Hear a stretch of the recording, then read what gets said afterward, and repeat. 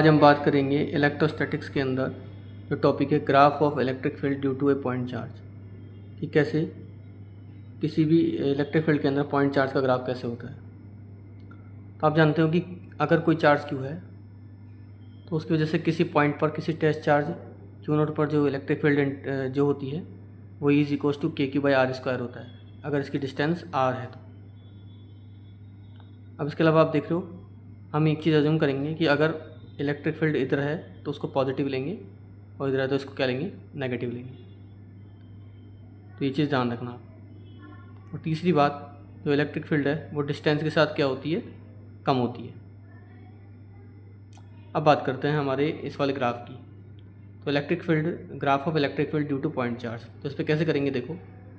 अब मान के चलो कि मैं डिस्टेंस वर्सेस इलेक्ट्रिक फील्ड का जो ग्राफ बना रहा हूँ पॉजिटिव चार्ज के लिए।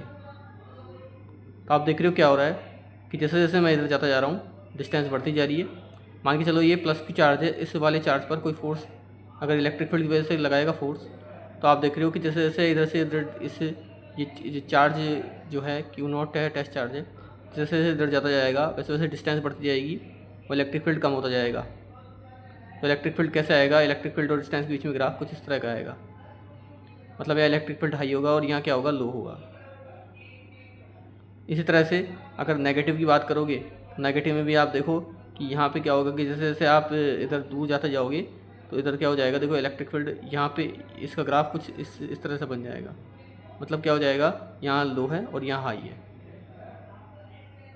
सिमिलरली अगर माइनस क्यू की बात करोगे तो आप ऐसे मान सकते हो कि अपोजिट एक्स हो गए, कि यहाँ पे देखो ये वाला इधर था तो ये इधर हो जाएगा और ये वाला इधर है तो ये इधर हो जाएगा, मतलब अपोजिट कर सकते हो। और अब कंसेप्ट चाहिए तो आप समझ लो कि ये माइनस की चार्ज है। अब यहाँ पे मान लो मैं कोई टेस्ट चार्ज की नोट रखता हूँ तो ये इसकी तरफ अट्रैक्ट होगा। इसका मतलब क्या हुआ कि पास आने पर इलेक्ट्रिक फील्ड बढ़ रहा है, तो ग्राफ कुछ इस तरह से आएगा और सेम यही ग्राफ इधर आ जाएगा। तो आप इस चीज़ को देखो कि प्लस की चार्ज के लिए ग्राफ कुछ ऐसा आएगा और माइनस की चार्ज के लिए ग्राफ कुछ ऐसा आएगा। अब हम एक क्वेश्चन की केस देखते हैं, दो केस देखते हैं। अब इसमें देखो दो केस क्या है हमारे पास में। पहला केस ये है कि मान के चलो कि ये आपका प्लस की चार्ज है और ये प्लस की चार्ज है। अब आप पहले इन चीज़ों इसको ध्यान रखना, अब प्लस की चार्ज है और प्लस की चार्ज है। अब देखो यहाँ पे क्या हो रहा है, ये प्लस की चार्ज है तो इसकी वजह से ई और एक्स का ग्राफ कैसा हो जाएगा, इस तरह ग्राफ हो जाएगा।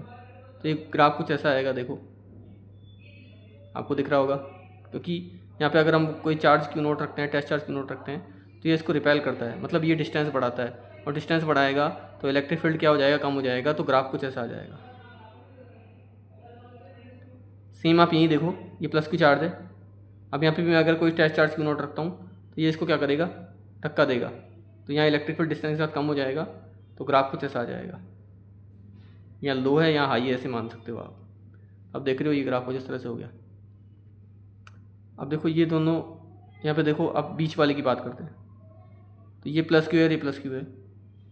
मतलब अगर मैं कोई टेस्ट चार्ज यहाँ पे क्यू नोट रखता हूँ तो सेम फोर्स जितना इधर लगेगा उतना इधर लगेगा। मतलब ये चीज़ अगर मैं यहाँ क्यू नोट चार्ज मान लेता हूँ तो जितना ये इसको रिपेल करेगा उतना ये इसको रिपेल करेगा, तो नेट इलेक्ट्रिक फील्ड कितना हो जाएगा, 0।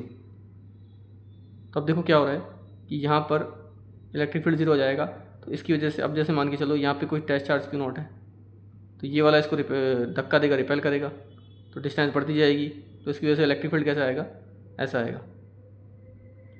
सेम अगर मैं यहाँ रखता हूँ कोई टेस्ट चार्ज क्यू नोट तो ये इसको इधर रिपेल करता है तो ये इधर धक्का देता है तो इलेक्ट्रिक फील्ड डिस्टेंस के साथ कम होता है, तो ग्राफ कुछ ऐसा आएगा। तो मेन ग्राफ ही ऐसा आ जाएगा। तो आप इस तरह से देख सकते हो इस ग्राफ को, कैसे ग्राफ बन रहा है। और ये चीज़ ध्यान रखना कि इलेक्ट्रिक फील्ड डिस्टेंस के साथ कम हो रही है। अब आगे हम जैसे मान के चलो कि नेक्स्ट हम देखते हैं ये वाला। तो इसमें देखो, इसमें क्या हो रहा है, एक पॉजिटिव चार्ज है और एक नेगेटिव चार्ज है। अब आप देखो कि जो पॉजिटिव चार्ज है, अगर मैं टेस्ट चार्ज को क्यू नोट रखता हूँ तो ये इसको इधर धक्का देता है तो डिस्टेंस के साथ इलेक्ट्रिक फील्ड कम होता है, तो ग्राफ कुछ ऐसा आ जाएगा। देख रहे हो आप, जैसे यहाँ पे दिख रहा होगा। और अगर नेगेटिव चार्ज की बात करोगे तो ये क्या करेगा, जैसे मान लो यहाँ कोई टेस्ट चार्ज है क्यू नोट, तो ये इसकी तरफ अट्रैक्ट होगा, तो जैसे जैसे पास आता जाएगा तो इलेक्ट्रिक फील्ड बढ़ता जाएगा, तो ग्राफ कुछ ऐसा आ जाएगा। तो आपको दिख रहा होगा। तो ऐसे आप देखो ये ग्राफ इस तरह से हो गया। अब अगर मैं मिड की बात करूँ तो मिड में क्या हो रहा है, देखो मिड के अंदर क्या हो रहा है, जैसे मान के चलो कि ये टेस्ट चार्ज आपका क्यू नॉट था, तो ये इसको रिपेल करेगा, डिस्टेंस बढ़ेगी तो इलेक्ट्रिक फील्ड कम हो जाएगा, तो ये ग्राफ कुछ ऐसा आएगा। लेकिन क्या हुआ कि जैसे मान के चलो कि मैं इसको इधर रख देता हूँ, तो ये इसको अपनी तरफ अट्रैक्ट करता है और ये इसको रिपेल करता है, तो फोर्स इधर ही लगता है, नेट ओवरऑल इलेक्ट्रिक फील्ड इधर ही लगता है, तो ये ग्राफ कुछ ऐसे से ऐसे आ जाएगा। तो इस तरह से ये ग्राफ इस तरह से बनेगा। तो आप इस चीज़ को देखो कि अगर पॉजिटिव चार्ज है तो यहाँ पे अगर कोई टेस्ट चार्ज क्यू नॉट रखा हुआ है तो ये इसको रिपेल करता है। अब डिस्टेंस बढ़ती है तो क्या होता है, इलेक्ट्रिक फील्ड कम होता है, तो इलेक्ट्रिक फील्ड का ग्राफ कुछ ऐसा आता है। वही सेम अगर मैं टेस्ट चार्ज क्यू नॉट यहाँ रखता हूँ तो ये इसको रिपेल करता है, तो डिस्टेंस बढ़ने पर इलेक्ट्रिक फील्ड कम होता है, तो ग्राफ कुछ ऐसा आता है। माइनस के चार्ज के लिए क्या होता है कि ये टेस्ट चार्ज है क्यू नॉट, तो ये इसकी तरफ अट्रैक्ट होगा, तो पास आएगा तो इलेक्ट्रिक फील्ड बढ़ेगा, तो ग्राफ कुछ ऐसा आएगा। वैसे सेम अगर चार्ज में क्यू नॉट यहाँ रखता हूँ तो ये इसकी तरफ अट्रैक्ट होता है, तो ये ग्राफ कुछ ऐसा बनता है। तो इसी के बेस पे हमने ये दोनों ग्राफ पढ़े, ये दोनों ग्राफ के बारे में देखा ये कैसे बढ़ता है। एक आप इस चीज़ का ध्यान रखना, जैसे मान के चलो कि पॉजिटिव चार्ज होता है उससे फील्ड लाइंस बाहर निकलती हैं, नेगेटिव चार्ज होता है उससे फील्ड लाइंस अंदर आती है, तो आप ध्यान रखना। और इलेक्ट्रिक फील्ड इंटेंसिटी जो होती है E = F/में कितनी होती है, क्यू नॉट, तो ये ध्यान रखना। तो ये कुछ बेसिक्स आप ध्यान रखोगे, और इसमें डायरेक्शन हमने कौन सी ली, पॉजिटिव के लिए इधर और नेगेटिव के लिए इधर। तो पॉजिटिव साइड ये हो जाएगी पॉजिटिव एक्सिस, और नेगेटिव वाली ये हो जाएगी। तो इस तरह से ये ग्राफ जो है electric field due two point charge के लिए है। ये टॉपिक जेई में बहुत बार रिपीट होता है। अब इसमें क्या हो रहा है, मान के चलो कि यहाँ पे ये न्यूट्रल पॉइंट आपने देखा ही था, न्यूट्रल पॉइंट की वजह से ये जो है वो ग्राफ कुछ इस तरह से आ रहा था। ओके, तो ये टॉपिक इतना ही था।